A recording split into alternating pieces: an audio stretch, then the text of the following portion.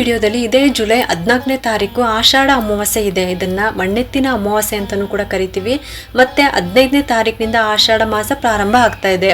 15ನೇ ತಾರೀಕಿನಿಂದ 9 ದಿನಗಳ ಕಾಲ ಗುಪ್ತ ನವರಾತ್ರಿ ಅಥವಾ ವರಾಹಿ ನವರಾತ್ರಿಯನ್ನ ಆಚರಿಸಲಾಗುತ್ತೆ. ನಮ್ಗೆ ಪದ್ಧತಿ ಇಲ್ಲ, ನಮ್ಗೆ ಇದ್ರ ಬಗ್ಗೆ ಏನೂ ಗೊತ್ತಿಲ್ಲ, ನಮ್ಮ ಮನೆಯಲ್ಲಿ ವರಾಹಿ ಅಮ್ಮನವರ ಫೋಟೋ ಅಂತೂ ಇಲ್ವೇ ಇಲ್ಲ, ವಿಗ್ರಹನೂ ಕೂಡ ಇಲ್ಲ ಅಂತ ಹೇಳ್ಬಿಟ್ಟು ಪೂಜೆ ಮಾಡೋದನ್ನ ಮಾತ್ರ ಬಿಡಬೇಡಿ.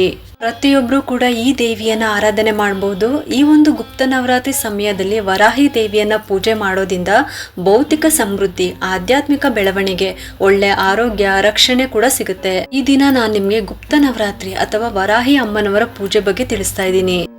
ಎಷ್ಟು ನವರಾತ್ರಿ ಇದೆ, ಯಾವ ರೀತಿ ಪೂಜೆ ಮಾಡಬೇಕು, ಆಷಾಢ ಮಾಸ ಯಾವಾಗ ಶುರು ಆಗ್ತಾ ಇದೆ, ಹಾಗೆ ವರಾಹಿ ಅಮ್ಮನವರ ವ್ರತ ಎಷ್ಟು ದಿನ ಮಾಡಬೇಕು, ಹೇಗೆ ಮಾಡಬೇಕು, ವರಾಹಿ ಅಮ್ಮನವರ ಪೂಜೆಯ ಸರಳ ವಿಧಾನವನ್ನು ತಿಳಿಸ್ತಾ ಇದ್ದೀನಿ. ವರಾಹಿ ಅಮ್ಮನವರ ಸರಳ ವಿಧಾನದ ಪೂಜೆಗೆ ಯಾವುದೇ ವಯಸ್ಸಿನ ಮಿತಿ ಇಲ್ಲದೆ ಪ್ರತಿಯೊಬ್ಬರು ಕೂಡ ಮಾಡ್ಬೋದು. ಮತ್ತೆ ಮನೆಗಳಲ್ಲಿ ಫೋಟೋ ಇಲ್ಲ, ವಿಗ್ರಹ ಇಲ್ಲ, ನಾವು ಹೇಗೆ ಪೂಜೆ ಮಾಡೋದು ಅಂತ ನೀವು ಅನ್ಕೋಬಹುದು. ಇಂಥ ಪರಿಸ್ಥಿತಿನಲ್ಲಿ ದೇವಿಯನ್ನ ನಮ್ಮ ಮನಸ್ಸಿನಲ್ಲೇ ಪ್ರತಿಷ್ಠಾಪನೆ ಮಾಡ್ಕೋಬೇಕು. ಈಗ ನಾವು ಹೇಳುವ ಸರಳ ವಿಧಾನದಲ್ಲಿ ಪ್ರತಿಯೊಬ್ರು ಕೂಡ ಪೂಜೆ ಮಾಡ್ಕೋಬಹುದು. ಬನ್ನಿ ಇವಾಗ ಈ ಸರಳ ವಿಧಾನದ ಪೂಜೆ ಬಗ್ಗೆ ತಿಳ್ಕೊಳ್ಳೋಣ. ನಮ್ಗೆ ಒಂದು ವರ್ಷದಲ್ಲಿ ಒಟ್ಟು 2 ನವರಾತ್ರಿ ಇದೆ. ನಿಮ್ಗೂ ಕೂಡ ಗೊತ್ತಿದೆ, ಒಂದು ಚೈತ್ರ ನವರಾತ್ರಿ, ಇನ್ನೊಂದು ಶರತ್ ನವರಾತ್ರಿ ಅಂತ. ಚೈತ್ರ ನವರಾತ್ರಿಯನ್ನ ಉತ್ತರ ಕರ್ನಾಟಕದ ಕಡೆ ಹೆಚ್ಚಾಗಿ ಮಾಡ್ತಾರೆ. ಶರತ್ ನವರಾತ್ರಿಯನ್ನ ಇಡೀ ರಾಜ್ಯಾದ್ಯಂತ ಎಲ್ಲರೂ ಕೂಡ ಆಚರಿಸ್ತೀವಿ. ನಿಮ್ಗೂ ಕೂಡ ಗೊತ್ತಿದೆ, ನಾವೆಲ್ಲರೂ ಕೂಡ ಆಚರಿಸೋದು ಶರದ್ ನವರಾತ್ರಿಯನ್ನ. ಇದಲ್ಲದೆ 2 ನವರಾತ್ರಿ ಕೂಡ ಇದೆ. ಒಂದು ಮಾಘ ಮಾಸದಲ್ಲಿ ಬರುವಂತ ಶ್ಯಾಮಲ ನವರಾತ್ರಿ, ಇನ್ನೊಂದು ಆಷಾಢ ಮಾಸದಲ್ಲಿ ಬರುವಂತ ಗುಪ್ತ ನವರಾತ್ರಿ. ಈ ಒಂದು ನವರಾತ್ರಿಯನ್ನ ಸಿದ್ಧಿ ಸಾಧನೆಗಾಗಿ ಸಾಧಕರು ಆಚರಣೆ ಮಾಡುವಂತ ನವರಾತ್ರಿ ಇದು. ಹಾಗಾಗಿನೇ ವರಾಹಿ ದೇವಿಯನ್ನ ಈ ಗುಪ್ತ ನವರಾತ್ರಿಯಲ್ಲಿ ಪೂಜಿಸ್ತಾರೆ. ಈ ಗುಪ್ತ ನವರಾತ್ರಿಯನ್ನ ವರಾಹಿ ನವರಾತ್ರಿ ಅಂತ ಕೂಡ ಕರೆಯಲಾಗುತ್ತೆ. ಇನ್ನು ನಾನು ಆಗ್ಲೇ ಹೇಳ್ದಂಗೆ 15ನೇ ತಾರೀಕಿನಿಂದ 9 ದಿನಗಳ ಕಾಲ ಗುಪ್ತ ನವರಾತ್ರಿ ಅಥವಾ ವರಾಹಿ ನವರಾತ್ರಿಯನ್ನ ಆಚರಿಸಲಾಗುತ್ತೆ. ಇನ್ನು ವರಾಹಿ ದೇವಿ ಯಾರು ಅಂತಾನೂ ಕೂಡ ತಿಳ್ಕೊಳ್ಳೋಣ. ಇವರು ಸಪ್ತ ಮಾತೃಕೆಯರು ಅಂತ ಕರೀತಾರೆ. ಅಂದ್ರೆ ಲಲಿತಾ ದೇವಿಯ ಸಖಿಯರು ಅಂತಾನೂ ಕೂಡ ಹೇಳ್ಬೋದು. ಆ ಸಪ್ತ ಮಾತೃಕೆಯರಲ್ಲಿ ಒಬ್ರು ಅಂದ್ರೆ 5ನೇ ಅವರು ವರಾಹಿ ದೇವಿ. ವರಹ ಸ್ವಾಮಿ ನಿಮಗೂ ಕೂಡ ಗೊತ್ತಿರುತ್ತೆ, ಭೂಮಿಗೆ ಸಂಬಂಧಪಟ್ಟಂತೆ ಸ್ವಂತ ಮನೆ ಆಗ್ಬೇಕು ಅಂತ ಹೇಳ್ಬಿಟ್ಟು ವರಹ ಸ್ವಾಮಿಯನ್ನ ನಾವು ಅಂದ್ರೆ ಭೂವರಹ ಸ್ವಾಮಿಯನ್ನ ನಾವು ಪೂಜೆ ಮಾಡ್ತೀವಿ ಅಲ್ವಾ. ಇದು ನಿಮ್ಗೂ ಕೂಡ ಗೊತ್ತಿರುತ್ತೆ, ನಿಮ್ಗೂ ಕೂಡ ದೈವ ಬಗ್ಗೆ ಗೊತ್ತಿರುತ್ತೆ. ಅದೇ ರೀತಿ ವರಾಹಿ ದೇವಿ ಅಂದ್ರೆ ವರಾಹಿ ಸ್ವಾಮಿಯ ಅಂಶದಿಂದ ಬಂದಿರುವಂತ ಒಂದು ಸ್ತ್ರೀ ರೂಪ, ಸ್ತ್ರೀ ಶಕ್ತಿ ಅಂತಾನೆ ಹೇಳ್ಬೋದು. ದುರ್ಗಾದೇವಿ ಶಂಭ ನಿಶುಂಭನ ಜೊತೆ ಯುದ್ಧ ಮಾಡುವಾಗ ಅವರ ಸಂಹಾರ ಮಾಡುವಂತ ಸಲುವಾಗಿ ಯುದ್ಧ ಮಾಡುವಂತ ಸಮಯದಲ್ಲಿ ಎಲ್ಲಾ ದೇವತೆಗಳು ಕೂಡ ಅವರವರ ಒಂದು ಅಂಶವನ್ನ ಸ್ತ್ರೀ ಶಕ್ತಿ ರೂಪದಲ್ಲಿ ಕಳಿಸ್ಕೊಡ್ತಾರೆ. ಅದೇ ರೀತಿನಲ್ಲಿ ವರಹ ಸ್ವಾಮಿಯಿಂದ ಬಂದಿರುವಂತ ಈ ಒಂದು ಸ್ತ್ರೀ ಶಕ್ತಿ ವರಾಹಿ ದೇವಿ, ಇವರನ್ನ ದಂಡನಾಯಕಿ ಅಂತ ಕೂಡ ಕರೀತಾರೆ. ಹಾಗಾಗಿ ಯಾರಿಗಾದ್ರೂ ಕೂಡ ಅಷ್ಟೇ ವಿಪರೀತ ವಾಮಾಚಾರದ ಸಮಸ್ಯೆ ಅಥವಾ ಶತ್ರುಗಳ ಕಾಟ, ಕೆಟ್ಟ ದೃಷ್ಟಿ ಆಗ್ತಾ ಇದೆ ಅಂತ ಎಲ್ಲ ಭಯ ಇರುತ್ತೆ, ನಿಮ್ಮ ಮನೆಯ ಸಮೃದ್ಧಿಗಾಗಿ, ಆರೋಗ್ಯಕ್ಕಾಗಿ, ನಿಮ್ಮ ಮಕ್ಕಳ ಏಳಿಗೆಗಾಗಿ ಈ ಒಂದು ಆಷಾಢ ಮಾಸದಲ್ಲಿ 5 ದಿನ ಅಥವಾ 9 ದಿನ ಅಥವಾ ಒಂದೇ ಒಂದಿನ ಆದ್ರೂ ಈ ವರಾಹಿ ಅಮ್ಮನವರ ಪೂಜೆ ಮಾಡಬೇಕು. ಕೆಲವರು ಅಮಾವಾಸ್ಯೆಯಿಂದ ಲೆಕ್ಕ ತಗೊಂಡ್ಬಿಟ್ಟು 9 ದಿನ ಪೂಜೆ ಮಾಡ್ತಾರೆ. ಇನ್ನು ಕೆಲವರು ಅಮಾವಾಸ್ಯೆ ಆದ್ಮೇಲೆ ಮಾನ್ಯ ದಿನ 15ನೇ ತಾರೀಕಿನಿಂದ 9 ದಿನವರೆಗೂ ಕೂಡ ಪೂಜೆ ಮಾಡ್ತಾರೆ. ಆ ರೀತಿ ಕೂಡ ಮಾಡೋದಾದ್ರೆ 14ನೇ ತಾರೀಕಿನಿಂದ 22ನೇ ತಾರೀಕು ತನಕ ನೀವು 9 ದಿನ ಆಗುತ್ತೆ. 15ನೇ ತಾರೀಕು ಮಾಡೋದಾದ್ರೆ 15ನೇ ತಾರೀಕಿನಿಂದ 23ನೇ ತಾರೀಕು ತನಕ 9 ದಿನ ಆಗುತ್ತೆ. ಈ ಮಧ್ಯದಲ್ಲಿ ಒಂದೇ ಒಂದಿನ ಮಾಡ್ತೀವಿ ಅಂದ್ರೂ ಕೂಡ ಅನ್ನೋರು ಪಂಚಮಿ ತಿಥಿ ಇರುವಂತ ದಿನನೇ ಮಾಡಬೇಕು.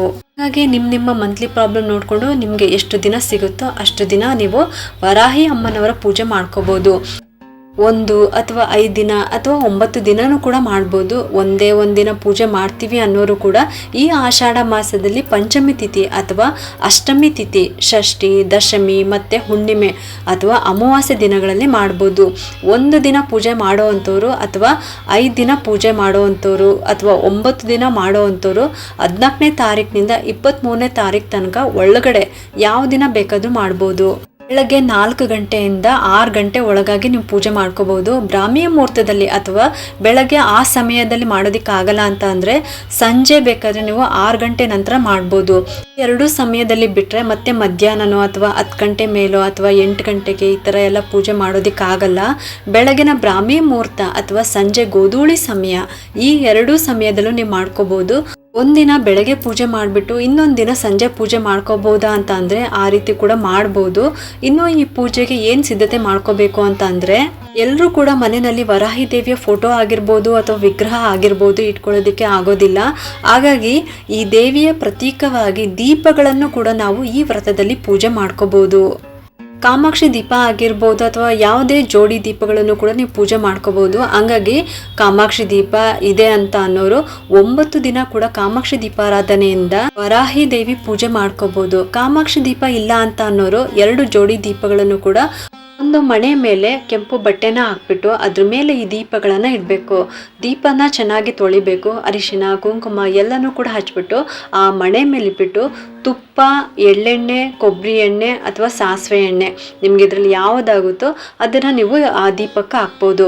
ಹಾಕ್ಬಿಟ್ಟು ದೀಪಗಳನ್ನು ಹಚ್ಬೇಕು. ಈ 2 ದೀಪಗಳಿಗೆ ಸೇರಿಸ್ಬಿಟ್ಟು ಹೂನ ಇಟ್ಬಿಟ್ಟು ಗೆಜ್ಜೆ ವಸ್ತ್ರವನ್ನ ಹಾಕ್ಬೇಕು.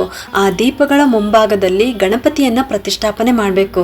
ಆ ನಂತರ ನೈವೇದ್ಯಕ್ಕೆ ದೇವಿಗೆ ತುಂಬಾನೇ ಇಷ್ಟವಾದಂತಹ ಕೋಸಂಬರಿ, ಪಾನಕ, ಎಳ್ಳುಂಡೆ ಅಥವಾ ಹಣ್ಣುಗಳು ಅಂದರೆ ಬಾಳೆಹಣ್ಣೆ ಆಗಿರ್ಬೋದು ಅಥವಾ ಕಲ್ಲಂಗಡಿ ಹಣ್ಣು, ನಿಮ್ಗೆ ಈ ಸೀಸನಲ್ಲಿ ಯಾವ ಹಣ್ಣು ಸಿಗುತ್ತೋ ನೋಡಿಕೊಂಡು ಆ ಹಣ್ಣನ್ನು ಇಡ್ಬೋದು.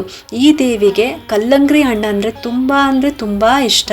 ಈ ರೀತಿ ನೀವು ನೈವೇದ್ಯಕ್ಕೆ ಇಡ್ಬೋದು. ಮತ್ತೆ ತಾಂಬೂಲ ಪ್ರತಿದಿನ ಇಡಬೇಕು. ಮತ್ತೆ ಈ ದೀಪಗಳನ್ನ ಒಂದ್ಸಲ ನೀವು ಪ್ರತಿಷ್ಠಾಪನೆ ಮಾಡಿದಾದ್ಮೇಲೆ ನೀವು ಎಷ್ಟು ದಿನ ಪೂಜೆ ಮಾಡ್ತೀರೋ ಅಂದ್ರೆ 1 ದಿನ, 5 ದಿನ ಅಥವಾ 9 ದಿನ ಅಲ್ಲಿ ತನಕ ಕದಲಿಸೋಂಗಿಲ್ಲ. 1 ದಿನ ನೀವು ಪೂಜೆ ಮಾಡ್ತೀರಾ ಅಂತ ಅಂದ್ರೆ ಬೆಳಗ್ಗೆ ಪೂಜೆ ಮಾಡಿದ್ರೆ ಸಂಜೆ ಪೂಜೆ ಮಾಡಿಬಿಟ್ಟು ಸಂಜೆಗೆ ಕದಲಿಸ್ಬಿಟ್ಟು ಮಾರನೇ ದಿನ ವಿಸರ್ಜನೆ ಮಾಡ್ಕೋಬಹುದು. 5 ದಿನ ಇಡೋದಾದ್ರೆ 5 ದಿನನೂ ಇಟ್ಟು ಪೂಜೆ ಮಾಡಿದಾದ್ಮೇಲೆ 5ನೇ ದಿನ ರಾತ್ರಿ ಕದಲಿಸ್ಬೇಕು. ಮಾರನೇ ದಿನ ವಿಸರ್ಜನೆ ಮಾಡ್ಬೋದು. ಇನ್ನು 9 ದಿನ ಇಡೋ ಅಂತವ್ರು ಮೊದಲನೇ ದಿನ ದೀಪ ಇಟ್ಟಾದ್ಮೇಲೆ 9ನೇ ದಿನದ ರಾತ್ರಿ ದೀಪಗಳನ್ನ ಕದಲಿಸ್ಬೇಕು. ಮಾರನೇ ದಿನ ವಿಸರ್ಜನೆ ಮಾಡ್ಬೇಕು. ಈ ರೀತಿ ಮಾಡ್ಬೇಕಾಗುತ್ತೆ. ಈ ದೀಪಗಳು ಹಗಲು ರಾತ್ರಿ ಉರಿತಾ ಇರ್ಬೇಕು ಅಂತ ಏನೂ ಇಲ್ಲ. ಪೂಜೆ ಆಗೋ ತನಕ ಅದ್ರಲ್ಲಿ ಏನ್ ಎಣ್ಣೆ ಅಥವಾ ತುಪ್ಪ ಹಾಕಿರ್ತಿರೋ ಅದು ಮುಗಿಯೋ ತನಕ ದೀಪಗಳು ಉರಿದ್ರೆ ಸಾಕಾಗುತ್ತೆ. ಇನ್ನು ಈ ದೇವಿಗೆ ಇನ್ನೊಂದು ವಸ್ತು ತುಂಬಾ ಇಷ್ಟ. ಅದೇನಪ್ಪಾ ಅಂತ ಅಂದ್ರೆ ಕೆಂಪು ಗಾಜಿನ ಬಳೆಗಳು. ನೀವು ತಾಂಬೂಲಕ್ಕೆ ಎಲೆ, ಅಡಿಕೆ, ಬಾಳೆಹಣ್ಣು ಮತ್ತೆ 11 ರೂಪಾಯಿ ದಕ್ಷಿಣೆ ಇಟ್ಟಿರ್ತೀರಲ್ವಾ, ಅದ್ರ ಜೊತೆಗೆ ಕೆಂಪು ಬಳೆಗಳನ್ನ ಇಡಬೇಕು. ಇದನ್ನು ಕೂಡ ಅಷ್ಟೇ ಎಲೆ, ಅಡಿಕೆ ಪ್ರತಿದಿನ ಬದಲಾಯಿಸ್ತಾ ಇರಬೇಕು. ಬಳೆಗಳು ಮಾತ್ರ ನೀವು ಎಷ್ಟು ದಿವಸ ಪೂಜೆ ಮಾಡ್ತೀರೋ ಅಷ್ಟು ದಿನನೂ ಕೂಡ ಇಟ್ಬಿಟ್ಟು ಪೂಜೆ ಮಾಡ್ಕೋಬಹುದು. ನಂತರ ಇದೆಲ್ಲ ವಿಸರ್ಜನೆ ಮಾಡಿದಾದ್ಮೇಲೆ ಆ ಬಳೆಗಳನ್ನ ನೀವೇ ಹಾಕೋಬಹುದು. ಅಥವಾ ದೇವಿಯ ಆಶೀರ್ವಾದದ ಪ್ರತೀಕವಾಗಿ ಮನೆಯಲ್ಲಿರೋರು ನಿಮ್ಗೆ ಬೇಕಾದವ್ರಿಗೂ ಕೂಡ 2 ಬಳೆಗಳನ್ನು ಕೂಡ ನೀವು ಕೊಡ್ಬೋದು. 6 ಅಥವಾ 12 ಬಳೆಗಳನ್ನ ಇಟ್ಬಿಟ್ಟು ನೀವು ಪೂಜೆ ಮಾಡ್ಕೋಬಹುದು. ಈ ಪೂಜೆ ಮಾಡುವಂತ ಸಮಯದಲ್ಲಿ ಓಂ ವರಾಹಿ ದೇವಿಯೇ ನಮಃ ಅಂತ 108 ಸಲ ಹೇಳ್ಕೊಂಡು ದೇವಿಗೆ ಕುಂಕುಮದಿಂದ ಅರ್ಚನೆ ಮಾಡ್ಕೊಳ್ಬಹುದು. ಅಥವಾ ಕೆಂಪು ಅಥವಾ ನೀಲಿ ಬಣ್ಣದ ಹೂಗಳು ಅಂದ್ರೆ ಶಂಕು ಪುಷ್ಪ, ನೀಲಾಂಬರಿ ಆಗಿರ್ಬೋದು. ಈ ರೀತಿ ಇಂಥ ಹೂಗಳಿಂದ ದೇವಿಗೆ ಅರ್ಚನೆಯನ್ನ ಮಾಡ್ಕೋಬಹುದು.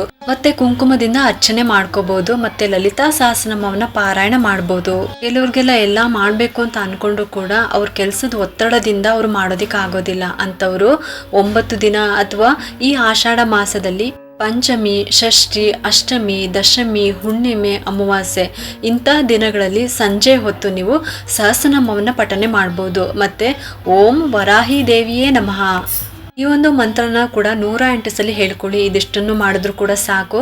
ಆ ದೇವಿಗೆ ನಮ್ ಪೂಜೆ ಸಲ್ಲುತ್ತೆ. ಎಲ್ಲನೂ ಕೂಡ ಸೇರುತ್ತೆ.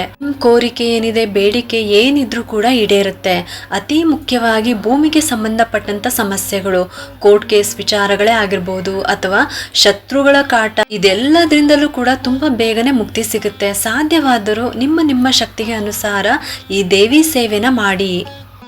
ಇಷ್ಟು ಕೂಡ ಗುಪ್ತ ನವರಾತ್ರಿ ಅಥವಾ ವರಾಹಿ ದೇವಿಯ ಸರಳ ಪೂಜೆ ವಿಧಾನದ ಬಗ್ಗೆ ತಿಳಿಸಿದ್ದೀನಿ. ಈ ಒಂದು ಉಪಯುಕ್ತ ಮಾಹಿತಿ ನಿಮ್ಗೆ ಇಷ್ಟ ಆಗಿದೆ ಅಂತ ನಾನು ಭಾವಿಸ್ತಾ ಈ ವಿಡಿಯೋನ ಮುಗಿಸ್ತಾ ಇದ್ದೀನಿ. ಈ ವಿಡಿಯೋ ಏನಾದರೂ ನಿಮ್ಗೆ ಇಷ್ಟ ಆಗಿದ್ರೆ ಒಂದು ಲೈಕ್ ಮಾಡಿ, ಶೇರ್ ಮಾಡಿ ಮತ್ತೆ ಸಬ್ಸ್ಕ್ರೈಬ್ ಮಾಡಲು ಮರಿಬೇಡಿ. ಯಾಕಂದ್ರೆ ನೀವು ಮಾಡೋ ಒಂದು ಸಬ್ಸ್ಕ್ರೈಬ್ ಇಂದ ನಮ್ಮಂತಹ ಸಣ್ಣ ಚಾನಲ್ಸ್ಗೆ ಒಂದು ಸಪೋರ್ಟ್ ಮಾಡ್ದಂಗೆ ಆಗುತ್ತೆ.